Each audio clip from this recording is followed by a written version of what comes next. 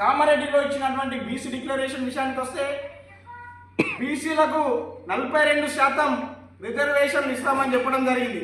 కానీ కాంగ్రెస్ పార్టీ ప్రభుత్వం నేను ఒక ప్రశ్న ప్రశ్నిస్తున్నాను. ఎందుకంటే 2004 సంవత్సరంలో 50% ఇస్తుందని చెప్పి సుప్రీంకోర్టు తీర్పిచ్చినప్పుడు బీసీలో ఉన్నటువంటి రిజర్వేషన్లు తగ్గించి బీసీసీలో క్రిస్టియన్ల మతం మారినటువంటి వ్యక్తులకు క్రిస్టియన్లను యాడ్ చేసి ఒక శాతం రిజర్వేషన్ తగ్గించిన విషయం, అదేవిధంగా బీసీఈలో మైనార్టీ 14 కులాలను చేర్చి 4% రిజర్వేషన్ తగ్గించిన విషయాన్ని ఇప్పటికి కూడా బీసీ సమాజం మర్చిపోదన్న విషయం కాంగ్రెస్ పార్టీ గుర్తుంచుకోవాలి.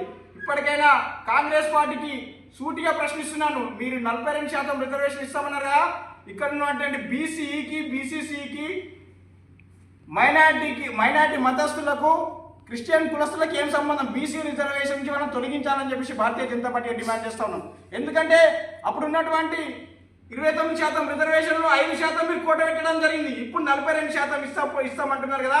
ఆ రిజర్వేషన్లో బీసీ ఉన్నటువంటి మైనార్టీలను బీసీసీలో ఉన్నటువంటి క్రిస్టియన్ తొలగించినప్పుడే బీసీ సమాజానికి న్యాయం జరుగుతున్న విషయం మీరు గుర్తుంచుకోవాలని చెప్పేసి భారతీయ జనతా పార్టీగా హెచ్చరిస్తున్నాను.